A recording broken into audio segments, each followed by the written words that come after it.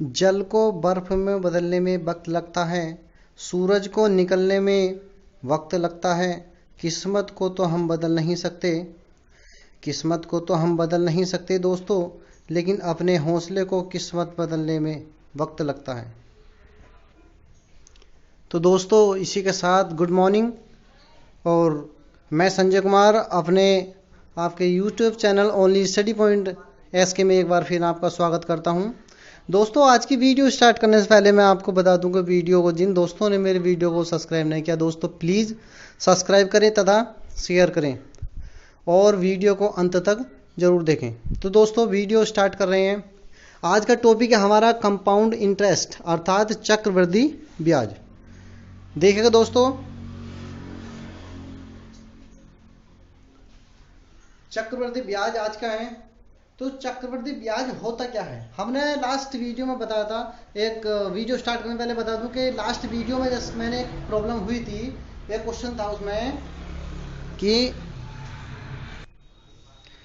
ये दोस्तों last video में क्या हुआ था, थोड़ी कैलकुलेशन प्रॉब्लम हो गई थी।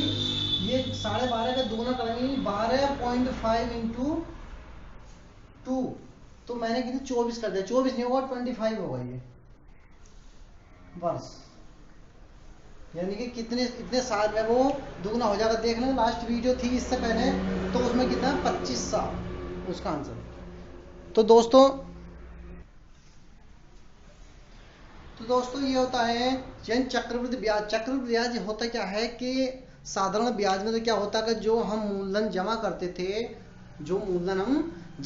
थे, उस पर ब्याज लगता था, है ना, ब्याज लगता था। लेकिन चक्रवृद्धि ब्याज में क्या होता है कि मान के चलो हमने किसी बैंक में या किसी ट्रस्ट में 1000 रुपए जमा किए। कितने रुपए जमा किए? 1000 रुपए।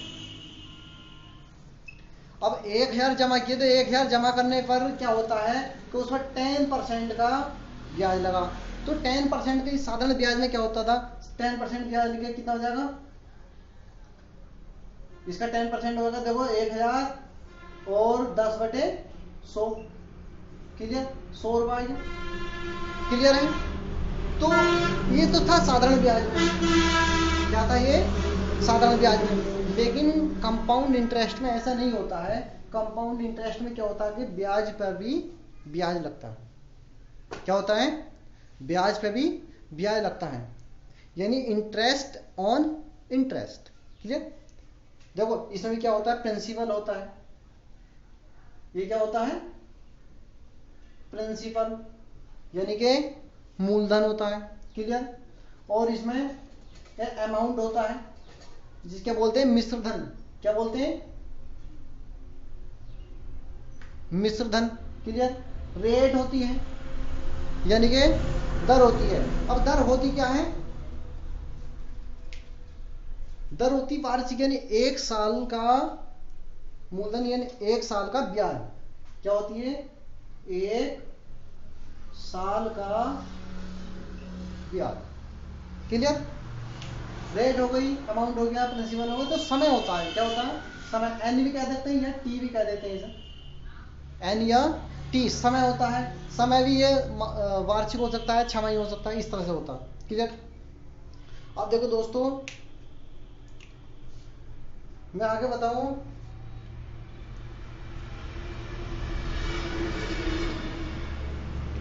इसमें जो है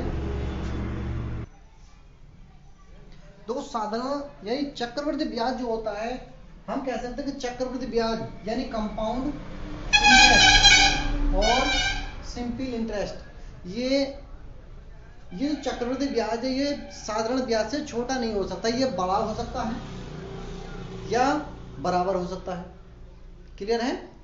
ये चक्रवृद्धि ब्याज जो होगा साधारण ब्याज से या तो बड़ा होगा या बराबर होगा। यानी कि अब बड़ा कैसे होगा, क्योंकि साधारण ब्याज में क्या होता है कि उस पर ब्याज पे ब्याज नहीं लगता, जबकि चक्रवृद्धि ब्याज में क्या होता है, ब्याज पे भी ब्याज लगता है। यानी 1 साल तक तो चक्रवृद्धि ब्याज यानी जो भी होगा उस पर ब्याज नहीं लगेगा, लेकिन जो जैसे ही दूसरा साल आएगा तो इसका मतलब जितना भी इंटरेस्ट होगा उस इंटरेस्ट पर भी क्या लगेगा, ब्याज। जैसे हम कह सकते हैं कि कोई मूलधन है, क्या है, कोई मूलधन है।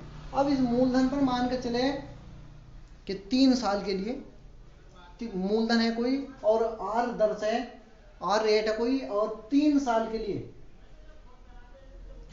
लिए वो ब्याज याद करवा रहा है। तो पहले साल में आर रेट पर आर परसेंट में मान के चलो ए हो गया, पहले साल का ब्याज कितना हो गया, ए हो गया। क्लियर? चाहे यानी एक साल का साधारण ब्याज हो या चक्रवृद्धि ब्याज हो, सेम रहता है। क्लियर?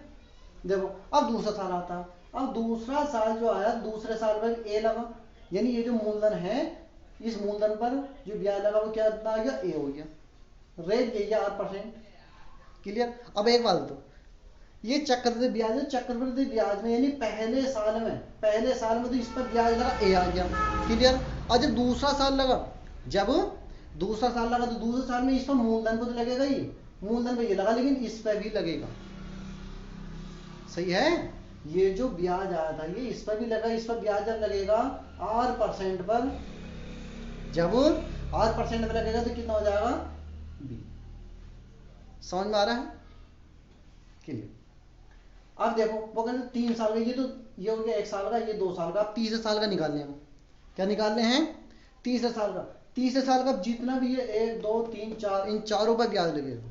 अगर चौथे साल का निकालें तो जितना ब्याज होगा उस सारे पर ब्याज लगेगा। समझ में आ रही है नहीं?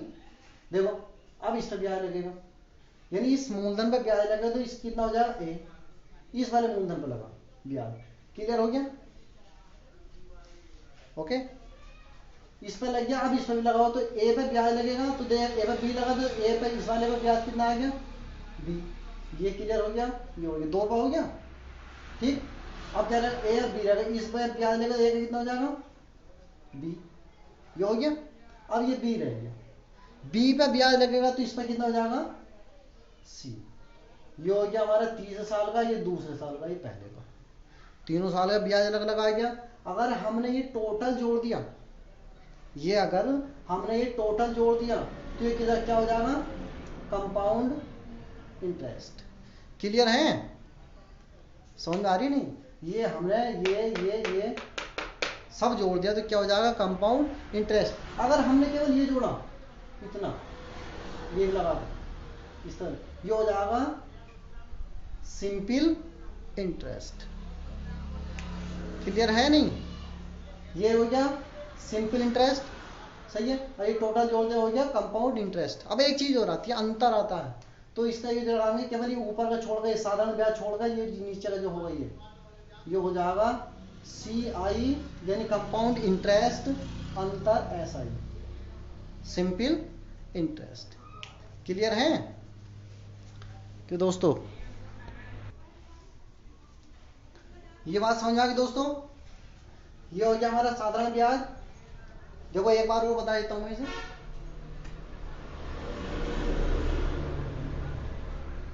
देखो कोई मूलधन है, वो अगर 3 साल का इसे ब्याज याद कीजिए, हम तीसरे साल का भी इसमें ब्याज बता सकते हैं, दूसरे साल का ब्याज बता सकते हैं। इसमें साधारण ब्याज और कंपाउंड इंटरेस्ट यानी कि CI और SI का अंतर बता सकते हैं, केवल चक्रवृद्धि ब्याज बता सकते हैं, मूलधन बता सकते हैं। इसी के द्वारा हम पूरी प्रक्रिया कर सकते हैं। देखो पहला जो है ये पहले में यानी कि इस मूलधन पर पहले साल के लिए ब्याज आ गया ए, मान लिया हमने ए आ गया। अब दूसरे साल में क्या आएगा, दूसरे साल में आ जाएगा ए इस वाले मूलधन पर, यानी इस मूलधन पर जो ब्याज लग रहा है कितना लग रहा है, ए लग रहा है। क्लियर? रेट है R%, इस पर सबका R% है। क्लियर? अब जब दूसरे साल में ब्याज लगा तो दूसरे साल में जितना भी होता सब पे ब्याज लगता है। अब देखो पहले साल में इस पर लगा था, ये आ गया था। अब दूसरे साल में इस पर लगेगा, इस पर भी लगेगा। सही है? जब P पे लगा तो ए आ गया। अच्छा ए पे लगेगा तो क्या हो जाएगा, B। समझ में आ रही है ना? तो यही चक्रवृद्धि ब्याज है, ब्याज पे भी ब्याज, इंटरेस्ट ऑन इंटरेस्ट। क्लियर? अब तीसरा साल है, तीसरे साल में जितना भी 1 2 3 4 चारों पर ब्याज लगेगा। कितने में लगेगा, चारों पे। देखो P पे तो A चल गया था। सही है? ये क्लियर हो गया। अब इस वाले A पे लगेगा तो इस पर लगेगा कितना हो जाएगा, B। अब इस वाले पे लगेगा B, अब इस पर B पे लगेगा तो हो जाएगा C। ये हमारा क्या हो जाएगा, ये टोटल इतना, ये हो जाएगा कंपाउंड इंटरेस्ट। सही है। और केवल अगर पूछा है उसमें कि साधारण ब्याज कौन सा, तो साधारण ब्याज ये हो जाएगा, ये हो जाएगा साधारण ब्याज। क्लियर। और पूछे केवल अंतर, दोनों का अंतर पूछे तो अंतर ये हो जाएगा। समझ में आ गया दोस्तों। साधारण ब्याज जो है क्या होता है, वो जुड़ता है।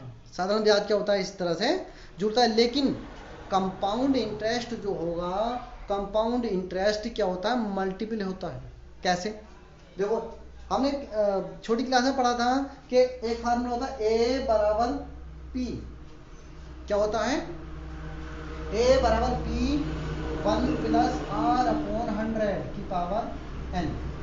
एन होती घात। मान के चलो कि कोई वैल्यू रख दी इस तरह से हमने कि पी रखा हुआ है और 1 प्लस 10 बटे 100 और पावर दे दी 3, इस तरह से ये 2 दे दी। क्लियर। 1 0 से 1 0 10 11 बटे 2 10 की पावर 2। तो 11 यानी 11 बटे 10 गुणा 11 बटे 10 मल्टीपल हो रहा है नहीं, इसी तरह से। समझ में आ रही है। देखो ये एग्जाम्पल करते हैं हम एक, क्लियर हो जाएगा अभी।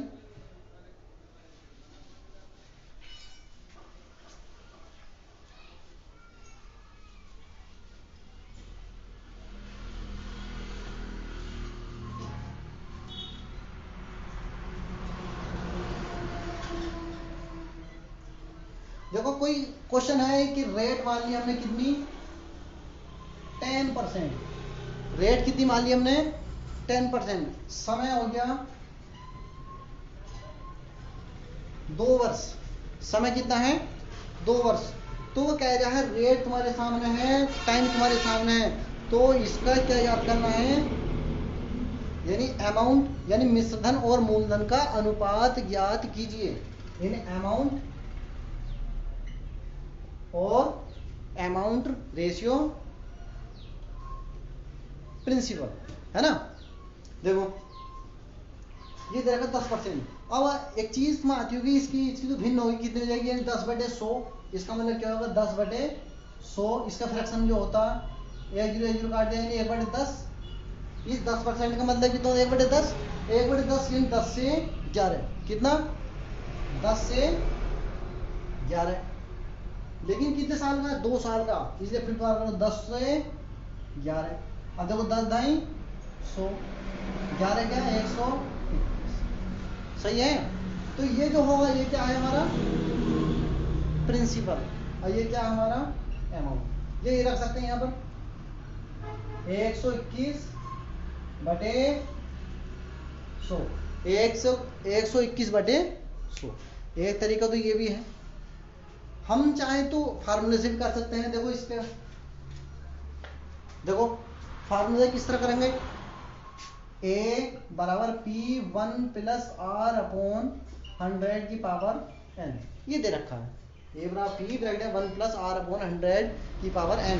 देखो ए बटे पी कर लेते हैं। ए बटे पी बराबर 1 प्लस आर कितना है 10 बटे 100 पावर है 2।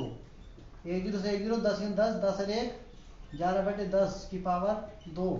ए बटे पी, क्लियर है ना। 11 का पावर 121 बटे 100 सेम आ रखा है। चाहे तो फार्मूले से कर सकते हैं या फिर हम ऐसे भी कर सकते हैं। लीजिए दोस्तों आगे देखते हैं। अब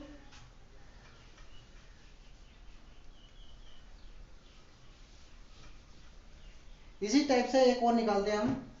कोई रेट दे रखी है उन्हें 87.5%। रेट दे दी गई ना 87.5%। उस समय दे दिया 2 वर्ष। तो इसमें भी क्या बोला उसने कि प्रिंसिपल और अमाउंट का रेशियो ज्ञात कीजिए, यानी उसका अनुपात हमें ज्ञात करना है। क्लियर। अब देखो इसका फ्रैक्शन तो याद नहीं, चाहो बना सकते हैं। देखो इसका फ्रैक्शन हो जाएगा 87.5 बटे 100। क्लियर है। ये मैंने दशमलव बढ़ाया, 0 बढ़ा लिया, 5 से काट दो कितना 175 और 5 दूनी 10 200। क्लियर।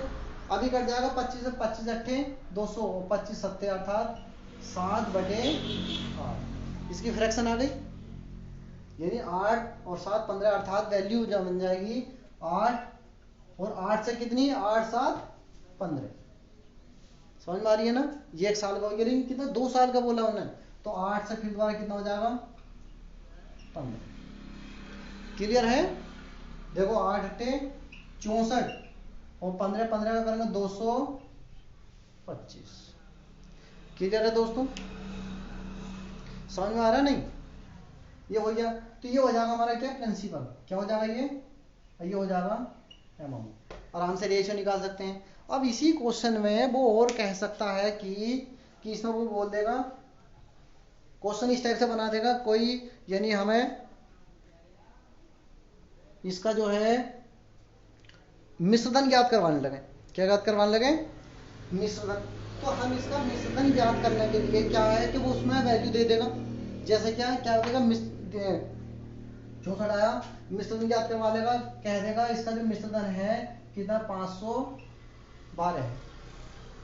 कितना है, 512। सही है। ये समय देगा, ये रेट देगा, ये उन्हें अमाउंट दे दिया। ठीक है ना। फिर क्या देगा, अमाउंट ज्ञात करो।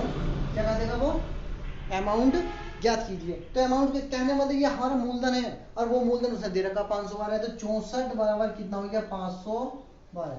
64 की वैल्यू कितनी, 512। 8 से 8 अट्ठे 64, 8 से कट जाए कितने बार, ये 64 बार। 8 से कट जाएगा कितना, 8 6 48, 64 बार। 8 और देखो ऐसा करो, ये है रख लो। 64 की वैल्यू कितनी दे रखी है, 512। 64 बार कितने के, 512। 8 अट्ठे 64, 8 अट्ठे 64, 8 से कट जाएगा 64 का 8 ही का 8 8, अर्थात एक का मान कितना आ गया, 8। एक का मान कितना, 8 निकलवा रहा क्या हमारा, अमाउंट निकलवा रहा। तो हम इसकी जो है इसकी गुणा करा देंगे, इसकी 8 से गुणा करा देंगे। देखो 8 पंजे 40 का 0 हासिल लगा 4, 8 दूनी 16, 16 और 4 कितना हो गया 20 का 0 हासिल लगा 2, 8 2 16 और 2 18। 18 से क्या हो जाएगा, इसका अमाउंट हो जाएगा। क्लियर है दोस्तों। दोस्तों अगला क्वेश्चन करा रहे हैं हम। अगला क्वेश्चन है कि प्रिंसिपल दे रखा 6000 रुपए, रेट दे दी 5%, समय 2 वर्ष। तो वो कह रहा है इसका चक्रवृद्धि ब्याज याद कीजिए। क्या बोला उसने, चक्रवृद्धि ब्याज ज्ञात कीजिए। देखो हमने क्या करा, जैसे हमने स्ट्रक्चर बनाई थी उसी के अकॉर्डिंग करना है। मूलधन कितना है, कितना है 6000 रुपए। लेकिन दोस्तों इसका ध्यान रखना, जो रेट है इसकी फ्रैक्शन याद होनी चाहिए। हम फ्रैक्शन कैसे निकालेंगे, 5% है। 5% परसेंट का मतलब कितना होता है, बटे में 100। परसेंट का मतलब बटे में 100, यानी 5 इकन 5 5 10 20, अर्थात 1/20। ये पता चल गया 1/20 कैसा आया। इस 5% की फ्रैक्शन वैल्यू कितनी, 1/20। कितना 2 साल का निकलवा रहा है वो, कितना निकलवा रहा है 2 साल का। तो ये हो जाएगा अब 6000 रुपए 1/20 यानी 1/20। सही है। इससे डिवाइड करो तो 0 से 0 कट जाएगा। क्लियर। या फिर काट देंगे 20 दिया 20 का भी 20 दिया 60, अर्थात 300। कितना आ गया 300। पहले साल का ध्यान रखना, ये है पहले साल का। अब दूसरा साल लेंगे, जब दूसरा साल लेंगे तो इस पर भी 1/20। रेट तो सेम ही रहनी है, रेट सेम ही रहनी है। तो 1/20 इसका कितना हो जाएगा 20 या 60, अर्थात ये भी कितना हो गया 300। क्लियर हो गया दोस्तों 300। अब इस पर तो लग गया, जो दूसरा साल आया तो दूसरे साल में इस पर तो लग गया, लेकिन इस पर लगा नहीं, लगा दी, इस पर भी लगाओ 1/20। ये काट दो 0 से 0 कट जाएगा, 2 से 30 कटाए कितना 15 बार। कितने बार कटेगा 15। वो निकलवा रहा है चक्रवृद्धि ब्याज। क्या याद करवा रहा है, चक्रवृद्धि ब्याज। तो 300 और 300 600 और 15 कितना हो गया, टोटल जोड़ दो 300 300 और 15 615 कंपाउंड इंटरेस्ट। दोस्तों समझ में आया नहीं। हाँ इसी में अगर वो कहे ये कंपाउंड इंटरेस्ट के साथ में वो कहे इसमें कि बताओ CI व SI का अंतर, यानी दोनों का अंतर कहे तो अंतर ये हो गया 15। अगर वो कहे साधारण ब्याज कितना होगा तो साधारण ब्याज कितना हो जाएगा, ये हो जाएगा 300 और 300 600। क्लियर है? ओके।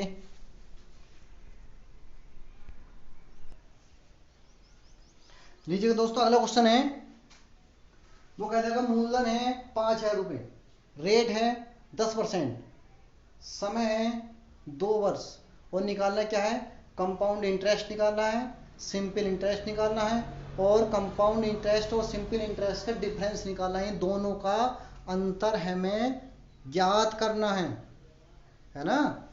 दोनों का हमें क्या है, ज्ञात करना है। देखो मैंने 5000 रुपये रख लिए,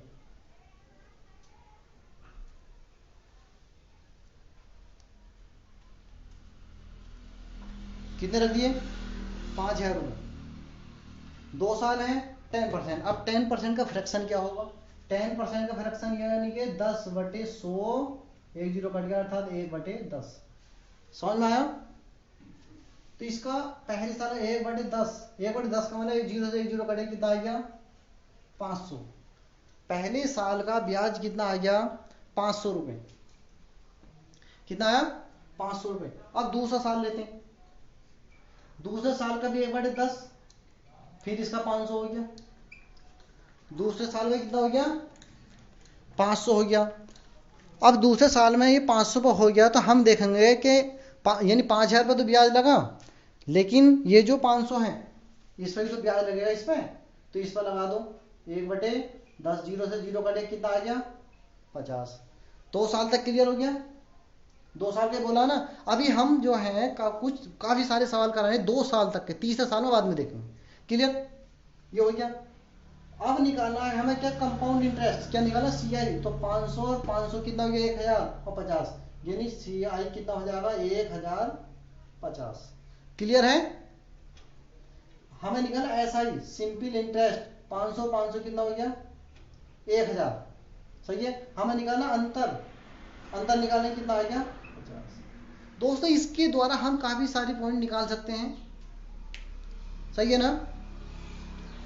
तो देखिए, लीजिए दोस्तों, अगला क्वेश्चन है,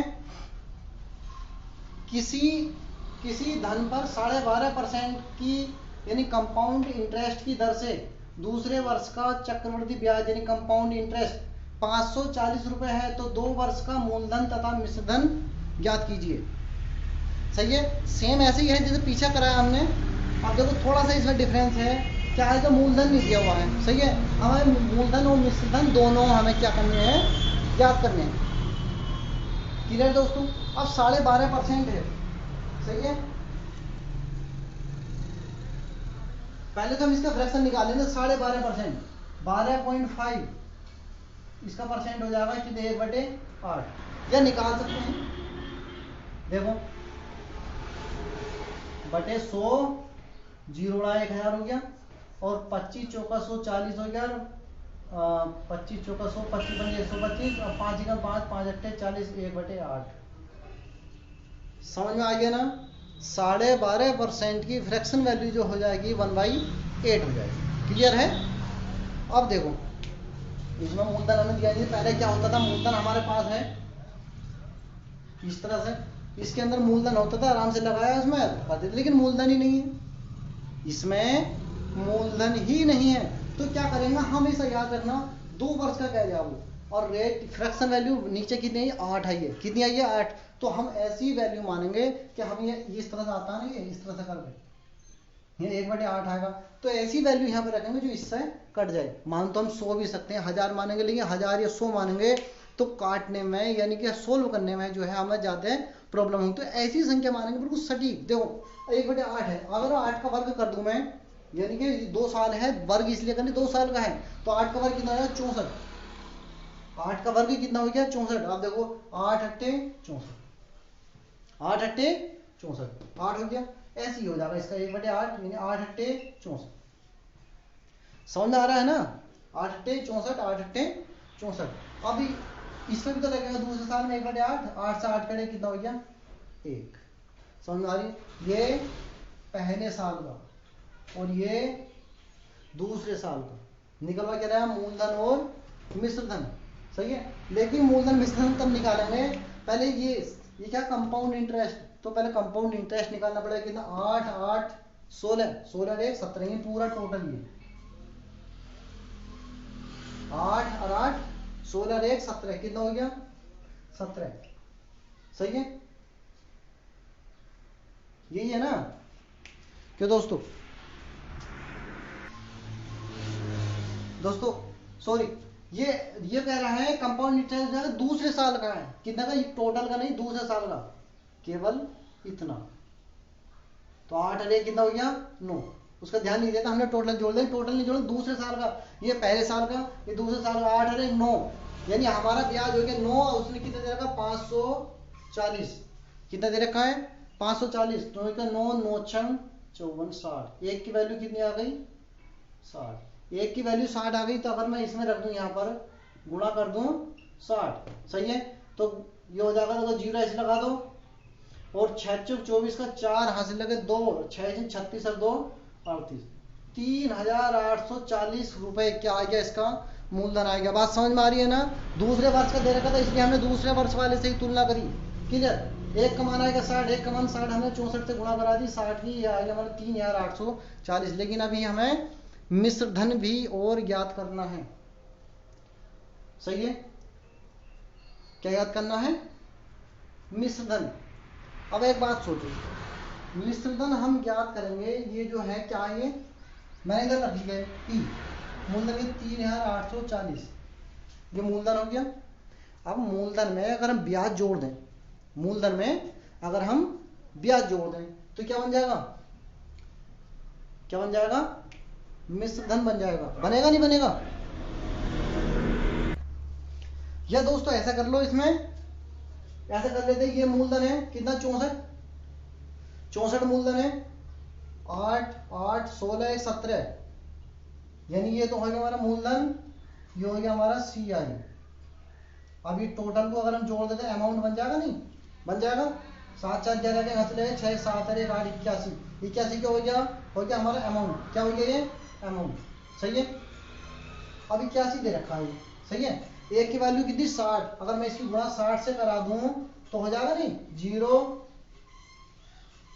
0 हो गया, 6 6 8 6 48, 4860 रुपए क्या हो जाएगा, उसका मिश्र धन हो जाएगा। दोस्तों एक बार और समझा रहा हूं, वैसे ध्यान से देखें कि हमने जो फ्रैक्शन वैल्यू आई हमारी 1/8, हमने ऐसी चीज, हमें ये मूलधन मानना होता है कि जो ये फ्रैक्शन वैल्यू उससे पूरी कट जाए। 8 8 64, ये कटिए 8 आ गया 8 आ गया 1 आ गया, 8 पे 1/8 यानी कि 1 आ गया। ये टोटल जोड़ रहे हैं तो क्या हो रहा है हमारा कंपाउंड इंटरेस्ट। लेकिन वो कह रहा था, वो कर केवल दूसरे वर्ष का कितना 8 और 1 9, अर्थात 9 की वैल्यू कितनी 540, 9 9 9 54, अर्थात एक की वैल्यू कितनी आ गई 60, क्लियर है। उससे बाद में क्या है, एक की वैल्यू 60 आ गई, मैंने 60 इसकी गुणा करा दी, मूलधन की मूलधन से तो गुणा कराएंगे, अरे ये करा दी हमने, कितना आ गया 3840, सही है। हम चाहें तो ये भी कर सकते हैं, 8 8 16 17 कंपाउंड इंटरेस्ट हो गया, हम 60 की 17 की गुणा कर दें तो क्या आ जाएगा, इंटरेस्ट आ जाएगा, उस इंटरेस्ट का हम इसमें जोड़ दें तो भी अमाउंट हो जाएगा, क्लियर है। या फिर ऐसा कर सकते हैं, 64 मूलधन है, 8 8 1, इस टोटल को जोड़ दिया तो कितना हो गया 81 की वैल्यू, यानी 81 है, 81 गुणा 60 से करा, एक का मान 60 है ना, तो 81 गुणा 60 करो 4860, ये हमारा क्या हो जाएगा अमाउंट।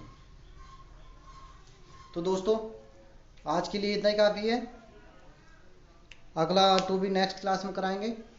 धन्यवाद दोस्तों, लगे रहें, और वीडियो को, अगर मेरी वीडियो पसंद आई तो दोस्तों सब्सक्राइब तथा लाइक करें और अपने दोस्तों को शेयर करें। धन्यवाद।